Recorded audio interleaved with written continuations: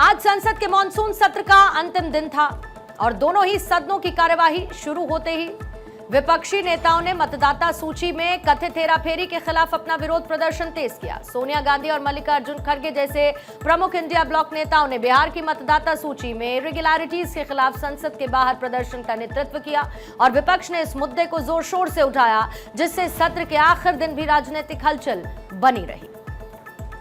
Election commission में जहाँ भी कोई आंदोलन होता है तो आंदोलन का एक लिमिट होता है, वहाँ रुकने का हर जगह पर होता है। कांग्रेस की सरकार की तब भी ऐसा ही होता था। मुझे लगता है कि जहाँ आपको आंदोलन करने का अधिकार है, मांग करने का अधिकार है, लेकिन इलेक्शन कमीशन ने चर्चा के लिए बुलाया लेकिन वो गए नहीं, तो मुझे लगता है कि ये डर रहे हैं और जानबूझकर मतलब वोट चोरी होता है इसी तरह की अफवाह फैला रहे हैं। मुझे लगता है अच्छी बात नहीं है। उन्होंने हाउस का कामकाज चलने देना चाहिए और ये उनका गलत काम हो रहा है। इंडिया ब्लॉक के विरोध प्रदर्शन में मिंटा देवी का मुद्दा प्रमुख रहा, जिन्हें कथित तौर पर चुनाव आयोग की मतदाता सूची में 124 वर्ष की आयु के साथ दर्ज किया गया। प्रियंका गांधी सहित कई सांसदों ने मिंटा देवी की तस्वीर वाली टी शर्ट पहनकर इस अनियमितता के खिलाफ अपना विरोध जताया। विपक्ष ने मतदाता सूची के अलावा किसानों के मुद्दे को भी उठाया है। उन्होंने प्याज के न्यूनतम समर्थन मूल्य यानी कि एमएसपी की मांग को लेकर के प्रदर्शन किया, जिसमें कई सांसदों ने प्याज की माला पहनकर किसानों के प्रति समर्थन जाहिर किया। ये प्रदर्शन किसानों की समस्याओं और उनकी उपज के उचित मूल्य की मांग को रेखांकित करता है। सत्र के अंत में राज्यसभा में केंद्रीय मंत्री पीयूष गोयल द्वारा पेश किया गया एक प्रस्ताव पारित किया गया, जिसमें चाय बोर्ड, कॉफी बोर्ड और मसाला बोर्ड के लिए एक सदस्य के चुनाव का प्रावधान था और इस प्रस्ताव को सदन ने स्वीकार कर लिया, जिसके बाद सत्र का समापन हो गया और इस तरीके से मॉनसून सत्र का अंतिम दिन विरोध प्रदर्शनों और महत्वपूर्ण प्रस्तावों के साथ समाप्त हुआ। इलाहाबाद हाईकोर्ट के जज जस्टिस यशवंत वर्मा को हटाने के मामले में लोकसभा स्पीकर ओम बिरला ने 3 सदस्यों की जांच कमेटी बनाई। इस कमेटी में सुप्रीम कोर्ट के जज अरविंद कुमार, मद्रास हाईकोर्ट के जस्टिस मानिंदर मोहन और कर्नाटक हाईकोर्ट के सीनियर वकील बीवी आचार्य शामिल हैं। ये कमेटी जस्टिस वर्मा के खिलाफ लगे आरोपों की जांच करेगी और अपनी रिपोर्ट सौंपेगी। ये कदम संसद के मॉनसून सत्र के आखिरी दिन उठाया गया। इलाहाबाद उच्च न्यायालय के न्यायमूर्ति यशवंत वर्मा को उनके निम्नलिखित कदाचार के लिए पद से हटाने के लिए महामहिम राष्ट्रपति जी को एक समावेदन प्रस्तुत किया जाए। दिल्ली उच्च न्यायालय के तत्कालीन न्यायाधीश न्यायमूर्ति यशवंत वर्मा वर्तमान में इलाहाबाद उच्च न्यायालय के न्यायाधीश के सक्रिय और कब्जे में नई दिल्ली स्थित 30 तुगलक क्रिसेंट परिसर में आग लगने के कारण अस्पष्टीकृत नकदी की बरामदगी के संबंध में भारत के सर्वोच्च न्यायालय द्वारा सार्वजनिक किया गया विवरण। लोकसभा स्पीकर ओम बिरला ने बताया कि जस्टिस वर्मा के खिलाफ संविधान के अनुच्छेद 124(4) के तहत हटाने का प्रस्ताव आया है।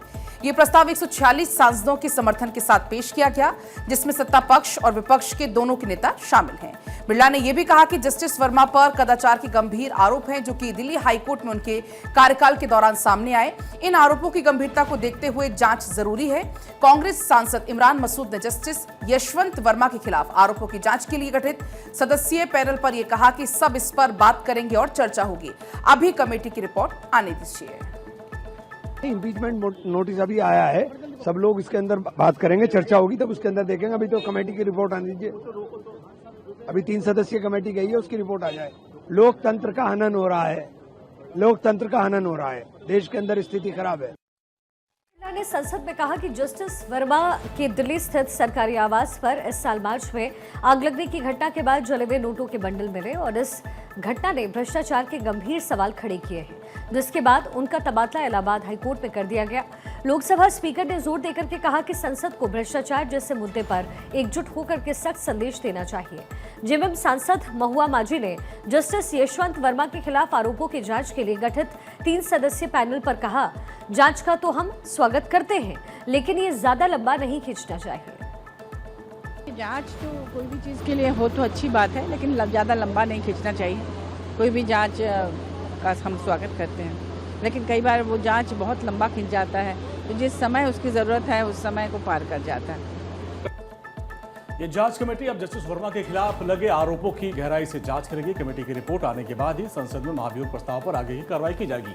बिरला ने कहा कि कमेटी बहुत जल्द अपनी रिपोर्ट सौंप देगी और तब तक ये प्रस्ताव लंबित रहेगा। ये मामला देश में न्यायिक जवाबदेही और भ्रष्टाचार खिलाफ कार्रवाई के लिहाज से बेहद अहम माना जा रहा है। दिल्ली के साउथ ब्लॉक में उस वक्त हलचल मच गई जब विदेश मंत्री एस जयशंकर अचानक से प्रधानमंत्री नरेंद्र मोदी से मिलने पहुंचे। इस मुलाकात में अमेरिका में भारत के पूर्व राजदूत तरनजीत सिंह संधू भी मौजूद थे। ये बैठक भारत और अमेरिका के बीच चल रहे टैरिफ वॉर के बीच में हुई है, जिसने हर किसी का ध्यान खींचा। इस समय अमेरिका के नए टैरिफ नियमों ने भारत सहित कई देशों के साथ व्यापारिक तनाव बढ़ा दिया है। जयशंकर और तरनजीत सिंह की इस मुलाकात को भारत की कूटनीतिक रणनीति का एक हिस्सा माना जा रहा है। सोर्सेज के मुताबिक इस बैठक में अमेरिका के साथ व्यापारिक तनाव, टैरिफ नियमों में बदलाव और दोनों देशों के बीच भविष्य की बातचीत पर चर्चा हुई।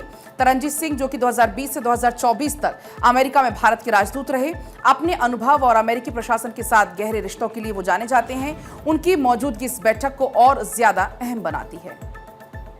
अमेरिका के राष्ट्रपति डोनाल्ड ट्रंप ने हाल ही में भारत पर 50% टैरिफ इंपोज किया है, जिसे उन्होंने लिबरेशन डे उपाय बताया है। भारत, जिसका अमेरिका के साथ 2023 में $190 बिलियन का व्यापार था, इस नीति से ही प्रभावित हो चुका है। जवाब में भारत ने बोरबॉन, विस्की, वाइन और जो इलेक्ट्रिक वाहन है उस पर टैरिफ कम किए हैं, लेकिन ट्रंप प्रशासन ने इसे बहुत ही कम माना है और रशिया से तेल खरीदने के लिए भारत पर अतिरिक्त टैरिफ इंपोज किया। इस पृष्ठभूमि में ये मुलाकात भारत की रणनीति को और ज्यादा मजबूत करने का संकेत देती है। तरनजीत सिंह संधू की मौजूदगी ये साफ करती है कि भारत अमेरिका के साथ कूटनीतिक और व्यापारिक स्तर पर गंभीर चर्चा को तैयार है। संधू ने अपने करियर में भारत अमेरिका संबंधों को मजबूत करने में बहुत अहम भूमिका निभाई है, खासतौर पर 2014 में पीएम मोदी की अमेरिका यात्रा की नींव रखने में। ये बैठक भारत के लिए टैरिफ विवाद में बेहतर स्थिति हासिल करने और रक्षा प्रौद्योगिकी जैसे क्षेत्रों में सहयोग बढ़ाने की कोशिश हो सकती है। प्रधानमंत्री नरेंद्र मोदी और बीजेपी के अध्यक्ष जेपी नड्डा उपराष्ट्रपति चुनाव के लिए एनडीए के उम्मीदवार का चयन करने के लिए बैठक करने वाले हैं। ये फैसला गुरुवार को नई दिल्ली में हुई एनडीए की एक अहम बैठक में लिया गया, जिसकी अध्यक्षता रक्षा मंत्री राजनाथ सिंह ने की। इस बैठक में सर्वसम्मति से प्रधानमंत्री मोदी और जेपी नड्डा को उम्मीदवार चुनने की जिम्मेदारी सौंपी गई। ये कदम उपराष्ट्रपति पद के लिए मजबूत और एकजुट रणनीति दिखाने की कोशिश का हिस्सा है। तो एनडीए की इस बैठक में गृह मंत्री अमित शाह, शिवसेना के श्रीकांत शिंदे, लोक जनशक्ति पार्टी के चिराग पासवान, टीडीपी के लावू कृष्णा देवरायलू और रिपब्लिकन पार्टी ऑफ इंडिया के रामदास अठावले जैसे बड़े नेता शामिल थे। संसदीय कार्य मंत्री किरेन रिजिजू ने यह बताया कि पीएम मोदी के द्वारा और जेपी नड्डा के द्वारा चुना गया उम्मीदवार सभी एनडीए सहयोगियों को मंजूर होगा। शिवसेना नेता और महाराष्ट्र के उप मुख्यमंत्री एकनाथ शिंदे ने पहले ही बीजेपी के फैसले को बिना शर्त समर्थन देने की बात कही थी। वही उपराष्ट्रपति चुनाव की जरूरत इसलिए पड़ गई क्योंकि मौजूदा उपराष्ट्रपति जगदीप धनखड़ ने 21 जुलाई को स्वास्थ्य कारणों का हवाला देकर अचानक इस्तीफा दिया। हालांकि उनके इस्तीफे ने सरकार और उनके बीच में मतभेदों की अटकलों को हवा जरूर दी। चुनाव आयोग ने उपराष्ट्रपति चुनाव के लिए 9 सितंबर की तारीख तय की है, जिसमें नामांकन की अंतिम तिथि 21 अगस्त है। एनडीए अपनी संख्या बल के आधार पर इस चुनाव में मजबूत स्थिति में नजर आ रही है। उम्मीदवार की आधिकारिक घोषणा आज किसी भी वक्त होने की संभावना है। सूत्रों के मुताबिक ये नाम चौंकाने वाले हो सकते हैं। एनडीए की कोशिश एक ऐसे उम्मीदवार को चुनने की है जो सामाजिक समावेश, राजनीतिक अनुभव और गठबंधन की एकता को दर्शाए। संसद के दोनों सदनों में सदस्यों से मिलकर बनने वाला निर्वाचक मंडल इस चुनाव में मतदान कराएगा और एनडीए की मजबूत स्थिति को देखते हुए उनके उम्मीदवार की जीत लगभग तय मानी जा रही है। बीजेपी ने जहां पर अपने सभी सांसदों को 6 से 9 सितंबर तक दिल्ली में रहने का निर्देश दिया, इस दौरान पार्टी एक खास सांसद अभ्यास वर्ग का आयोजन करने जा रही है और ये कार्यक्रम 6 सितंबर से शुरू होगा, 9 सितंबर तक चलेगा।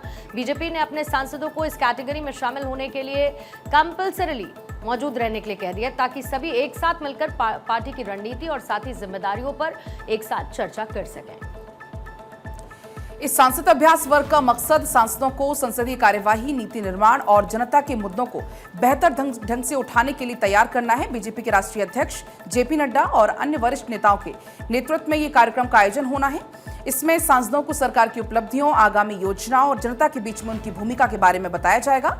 इसके साथ ही साथ उपराष्ट्रपति जैसे चुनाव महत्वपूर्ण मुद्दे पर भी रणनीति बनाई जा सकती है।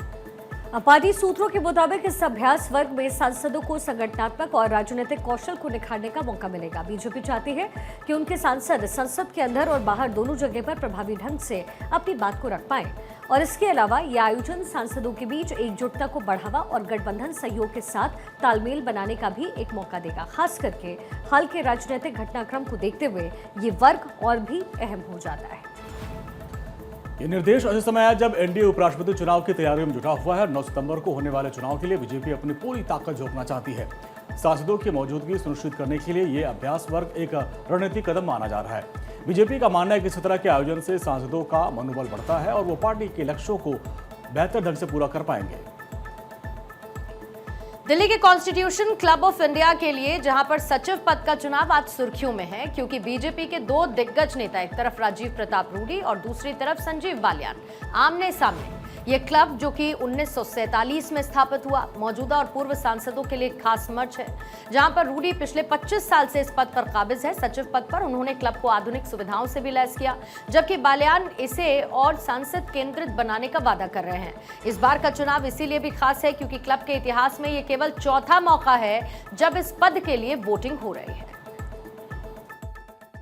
पहली बार बीजेपी वर्सेस बीजेपी है, तो हम लोग खासकर जो बहुत नए लोग हैं उनके लिए थोड़ा सा ये कंफ्यूजिंग माहौल है। तो हम अपने सीनियर से पूछ रहे हैं कि क्या, क्योंकि हमने भी कॉन्स्टिट्यूशन क्लब अभी ज्वाइन किया है, कुछ 1-2 महीने हुए हैं, तो देखते हैं अब कैसा रहता है। तो चुनाव में करीब 1200 सांसद और पूर्व सांसद वोटर्स हैं, लेकिन आमतौर पर केवल 100 के आसपास ही वोट डालने आते हैं। इस बार हालांकि तीखी प्रतिस्पर्धा के चलते 500 से ज्यादा वोटर्स के शामिल होने की उम्मीद है। रूडी को कांग्रेस और अन्य कुछ विपक्षी सांसदों का समर्थन मिल रहा है, जबकि बालियान को बीजेपी के बड़े हिस्से और जाट लॉबी का समर्थन है। बीजेपी सांसद निशिकांत दुबे और आपको बता दें कि रमेश बालियान के लिए वोट जुटाने में जुटे हुए हैं। इससे ये मुकाबला और ज्यादा रोचक हो गया है। आपने कभी भी चुनाव में इस तरह की भीड़ देखी थी कॉन्स्टिट्यूशन क्लब में? या कभी चुनाव होता है ये देखा था पिछले 25 साल में? उसका कारण ये था कि सांसदों की यहाँ कोई पूछ ही नहीं थी। ये क्लब जो है आईएएस का हो गया, आईपीएस का हो गया, एफएस का हो गया, पायलट का हो गया, बिजनेसमैन का हो गया, उसकी गरिमा वापस लौट गई। और इतना उत्साह, आप ये समझिए कि बूढ़े बूढ़े लोग, 90 साल के लोग, 89 साल के लोग, 95 साल के लोग वोट डालने आ रहे हैं। स्वराज कौशल जी तो चल नहीं पाने की स्थिति में थे, वो वोट दिलाने आ रहे हैं। और वो क्या चाहते हैं? वो परिवर्तन चाहते हैं। इस चुनाव में जातिगत समीकरण भी अहम भूमिका निभा रहे हैं। रूडी जो कि बिहार के राजपूत हैं, उनको राजपूत सांसदों का समर्थन मिल रहा है, जबकि बालियान जो उत्तर प्रदेश के जाट नेता हैं, उनको जाट और ग्रामीण सांसदों के बीच में वो लोकप्रिय है और उनका समर्थन हासिल है। बालियान ने रूडी पर क्लब को व्यवसायिक बनाने का आरोप लगाया है, जबकि रूडी का कहना है कि क्लब को चलाने के लिए बिना सरकारी फंड के कमाई जरूरी है। दोनों खेमों में वोटरों तक पहुंचने के लिए डिनर डिप्लोमेसी, फोन कॉल्स और डोर टू डोर कैंपेनिंग जैसे जो तमाम हथकंडे हैं वो अपनाए जा रहे हैं। ये चुनाव दलगत राजनीति से अलग हटके सांसद, पूर्व सांसदों का एक मंच है। हम सब लोग यहाँ इकट्ठा होते हैं, दल से ऊपर उठकर देश के लिए विचार विमर्श होते हैं। तो इस चुनाव को दलों से ना जोड़ा जाए। कॉन्स्टिट्यूशन क्लब के अन्य पदों पर राजीव शुक्ला खेल सचिव हैं और रुचि शिवा संस्कृति सचिव और एपी जितेंद्र रेड्डी कोषाध्यक्ष पहले ही निर्विरोध निर्वाचित हो चुके हैं। मंगलवार को होने वाली वोटिंग के नतीजे ये तय करेंगे कि क्लब का प्रशासनिक नियंत्रण रूडी के पास रहेगा या फिर बालियान की नई ऊर्जा इसे एक नया रंग देगी।